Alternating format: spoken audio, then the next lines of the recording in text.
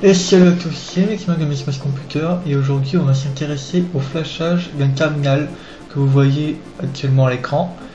Il s'agit du Hero 9300 Plus ou Zopo ZP900, c'est la même chose.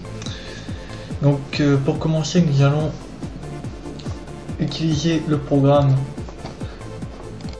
que vous allez voir ici, le SP Flash Tool, qui permet de flasher votre téléphone, et on va flasher le téléphone pour installer le recovery. Donc, première chose, on éteint le téléphone.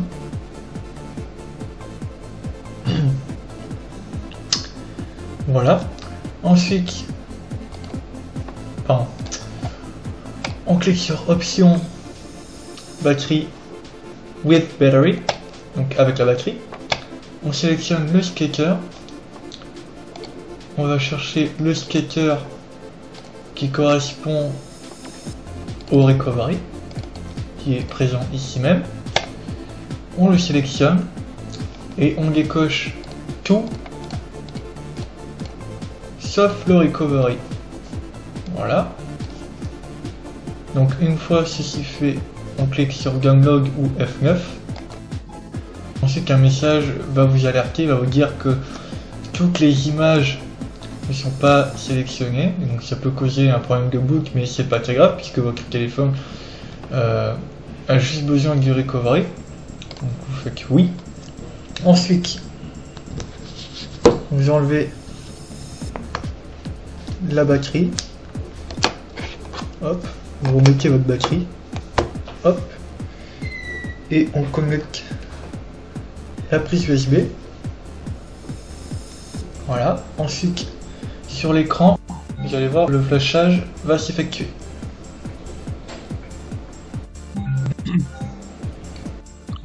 Quand le flashage est effectué, vous avez un message avec marqué download OK et un petit rond vert. Vous fermez. Ensuite, vous débranchez le câble USB. Vous enlevez la batterie. Vous remettez la batterie. Et vous allumez en pressant le volume haut plus le bouton de démarrage. Ensuite vous avez le Clockwork Mode Recovery qui est activé. Voilà.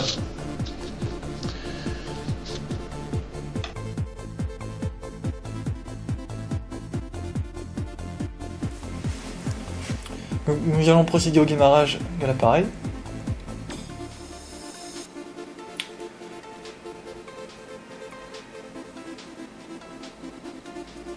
Voilà.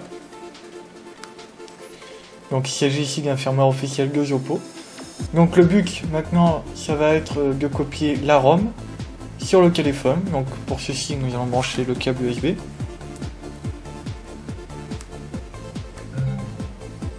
Nous allons ensuite cliquer sur activer la mémoire. Une fois ceci fait, sur le PC, on va sur le disque amovible qui correspond à votre mémoire interne du téléphone. Ensuite, on crée un dossier par exemple qui va s'appeler ROM. Nous allons copier la ROM. Donc il s'agit ici de la version 1.5 qui n'est pas encore actuellement là où je fais la vidéo sur le web. Donc je la copie.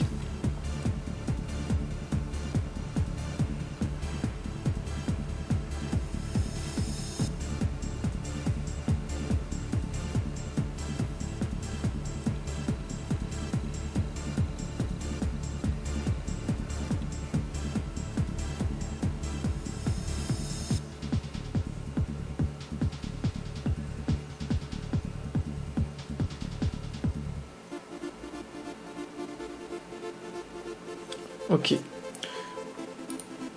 Donc maintenant, retournons sur le téléphone. On débranche le câble USB. Ensuite, on va éteindre le téléphone.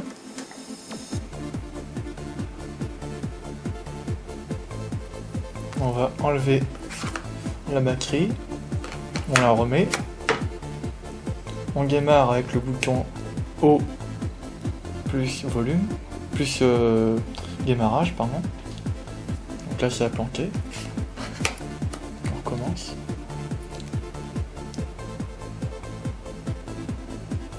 Voilà. Donc nous arrivons sur le Clockwork Mode Recovery. Nous allons d'abord faire un wipe de toutes les données. Donc, de la partition data, la partition cache. Et ensuite nous allons faire un wipe Dalvik cache. Donc, si vous ne faites pas ça, il se peut que le téléphone ne démarre pas. Donc nous allons installer la ROM. Donc elle est sur la mémoire interne dans le dossier ROM. Donc voilà, nous allons accepter l'installation. Donc voilà, la ROM s'installe.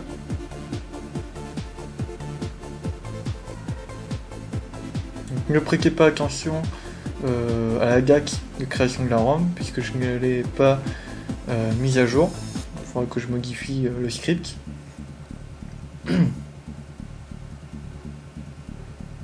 Donc il faut à peu près 2-3 minutes pour l'installation.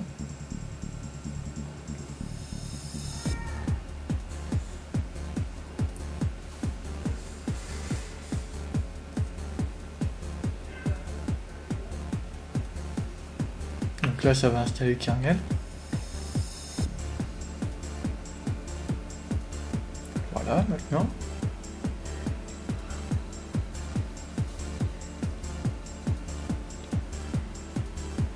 Ensuite, il va installer les applications supplémentaires.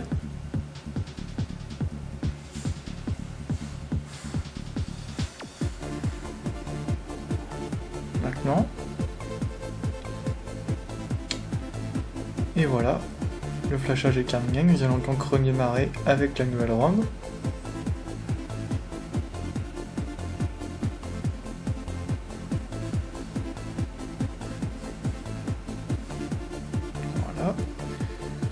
On revient, on reboucle le système.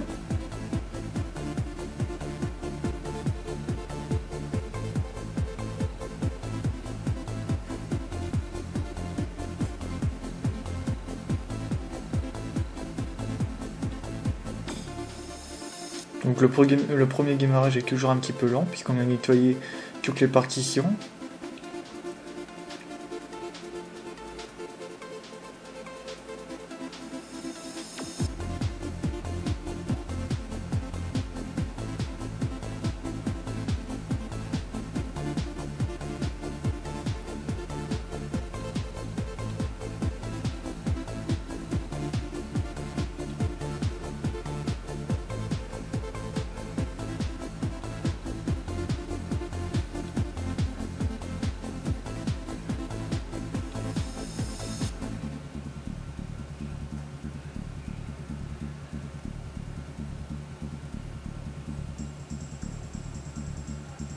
Ok, ça va démarrer, toujours un peu lent. Voilà, donc vous avez le droit à un message de ce type là, on continue. Donc là j'ai pas mis de carte SIM, donc c'est normal. Ensuite vous pouvez vous connecter directement par le Wi-Fi. Vous avez les informations de la date et de l'heure.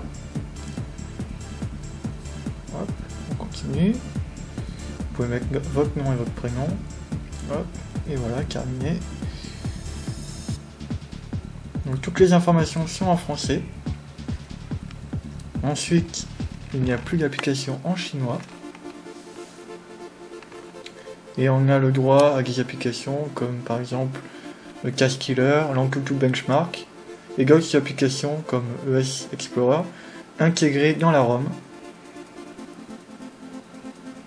Donc pour vous prouver que c'est ma ROM, en version Android, vous avez le nom de la ROM qui est MixMaxROM 1.5.